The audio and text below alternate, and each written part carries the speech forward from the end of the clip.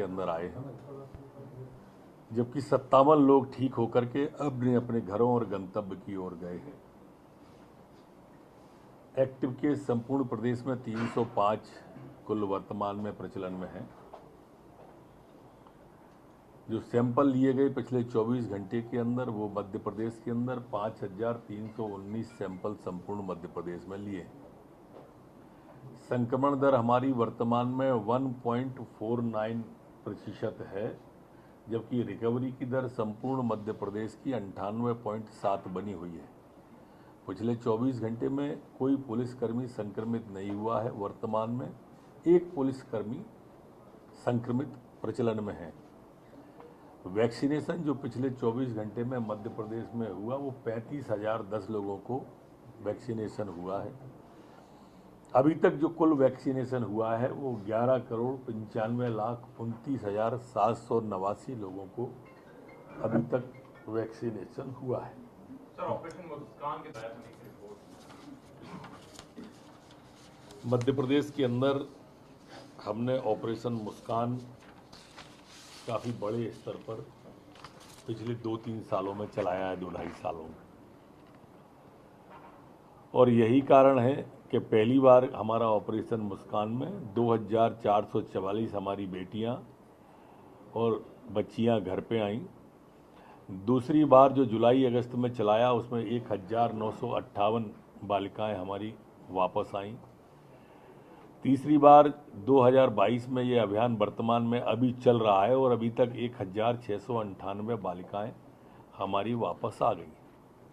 मैं यहाँ यह कहना भी प्रासंगिक समझता हूँ कि जो हमारी बच्चियाँ, बेटियाँ, बालिकाएं चली जाती हैं उसमें से 5.9% ऐसी होती हैं जो स्वाभाविक रूप से उसे कोई ले जाता है। बाकी 95% में ऐसा नहीं है। सबसे बड़ा प्रतिशत 43% जो होता है वो नाराज होकर घर में किसी बात से परिवार में झगड़ के या और दूसरी वजह से जाती हैं, और 23% ऐसी होती हैं जो प्रेम प्रसंग के कारण से घर से चली जाती हैं। 16% ऐसी हैं जो रिश्तेदार नातेदारी में जाती हैं। इसके बावजूद भी हमारी गंभीरता है और चिंता है इसके प्रति, और इसीलिए ऑपरेशन मुस्कान अभी हमारा काफ़ी बड़े स्तर पर चल रहा है। महिला की दृष्टि से इंटेलिजेंस का इनपुट है और पूरे मध्य प्रदेश में भी है, क्योंकि देश में जिस प्रकार से माहौल बना है, कल छिंदवाड़ा में कमलनाथगढ़ में काफी संख्या में मुस्लिम समाज इकट्ठा हुआ। अलर्ट पे किस प्रकार से मध्य प्रदेश की पुलिस को मैं धन्यवाद देता हूं, और हमारी पुलिस के कारण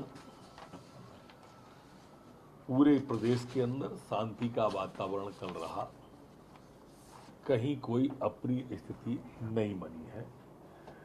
हमारी पुलिस ने हर इस तरह के तत्वों पर जो कि शांति भंग कर सकते थे बारीक नज़र रखी है, और यही कारण था कि ये शांति का टापू बन के निकला है। और यहाँ मध्य प्रदेश की शांति भंग करने की किसी को भी इजाज़त नहीं है। अगर शांति भंग करने का कोई प्रयास करेगा तो उस पर सख्त कार्रवाई की जाएगी।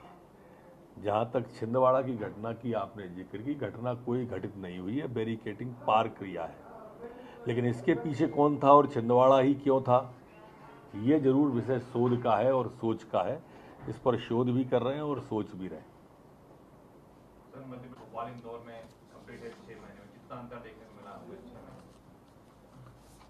काफ़ी अच्छा हमारा कमिश्नर प्रणाली का अनुभव मध्य प्रदेश में, भोपाल में और इंदौर में रहा है। हमारे अपराधों के ग्राफ में अगर हम पिछली सरकार की तुलना करेंगे, 2019 से तुलना करेंगे, हम राजनीतिक लोग हैं इसलिए इस तरह की तुलना करके ही देते हैं, 40% गंभीर किस्म के अपराधों में प्रतिशत में हमारे में कमी आई है, जो अपने आप में बड़ा एक रिकॉर्ड है। पुलिसिंग कमिश्नरी प्रणाली आने के बाद से हमारी इंटेलिजेंस व्यवस्था दुरुस्त हुई है, जिसके परिणाम आपने दोनों भोपाल और इंदौर में कल के भी देखे होंगे और इसके पहले भी देखे होंगे, और धरना आंदोलन प्रदर्शन में भी वो परिणाम देखने को मिलते हैं। कांग्रेस राज्यसभा चुनाव हुए हैं और माननीय मोदी जी का कुशल नेतृत्व, अमित शाह जी की कुशल रणनीति और नड्डा जी का कुशल संगठन, इन तीनों के कारण से हरियाणा में, महाराष्ट्र में, कर्नाटक में भारतीय जनता पार्टी ने सफलता हासिल की है। बहुत बधाई जीतने वाले सभी को और आभार केंद्रीय नेतृत्व का। कांग्रेस में टिकट बंटने के बाद नाराजगी देखने को मिल रही है। कांग्रेस के जो जिलाध्यक्ष हैं ग्वालियर के, वो नाराज हैं। एक महिला कमलनाथ के निवास के बाहर धरना देती हैं कि टिकट नहीं हो उनका महापौर का। आपने तो दो ही उल्लेख किया है, आपको अभी करना था देवास का उल्लेख कि देवास के अंदर वहाँ के जो मूल पदाधिकारी थे अनुशासन समिति के, वो चले गए। कमलनाथ जी के बाहर धरना है। ग्वालियर में विधायक और जिला अध्यक्ष दोनों ने बगावत कर दी। बुरहानपुर में भी इस्तीफे की झड़ी लगी हुई है। रतलाम में टिकट का फैसला नहीं हो पा रहा पिता पुत्र की वजह से। तो पूरी की पूरी कांग्रेस अब विघटन और बिखरने के कगार पे है। क्षण वो कौन सा होगा, प्रतीक्षा हमको भी है। बूथ कमेटी की बैठक लेकिन हुआ ये कमलनाथ ने कहा है कि टिकट वितरण में अगर हमारे यहाँ नाराजगी या कुछ दिखाई देता है तो बीजेपी में भी ये सब बातें निकलकर सामने आती हैं। नाराजगी देखो अभी तक कितने फाइनल भी दोनों बातें बोल देता हूँ सामने, एक साथ दोनों का जवाब दे देता हूँ। दिग्विजय सिंह जी का ट्वीट देखो तो जवाब मिलेगा। भाजपा का भी जवाब उसी में और कांग्रेस का भी जवाब उसी में। उन्होंने ट्वीट किया कि जो जितने भी टिकट बटे हैं वो मेरे और कमलनाथ जी के हैं। मतलब वहाँ दो लोग टिकट बांटते हैं। हमारे यहाँ पार्टी है, हमारे यहाँ पार्टी परिवार की तरह चलती है। परस्पर संवाद होता है और बैठकों का दौर लगातार चलता है। चिंतन होता है, मंथन होता है। वसुधैव कुटुंबकम के सिद्धांत को प्रतिपादित करने वाली पार्टी का नाम भारतीय जनता पार्टी है। वहाँ दो लोग मिल बांट के टिकट नहीं बांटते और इसलिए हमारे यहाँ सतत चलने वाली प्रक्रिया है बैठक। वही बैठक आज है। ओवैसी को बी टीम कह रही है ओवैसी तो बहाना है, जनता ने ठाना है, कांग्रेस को घर बिठाना है।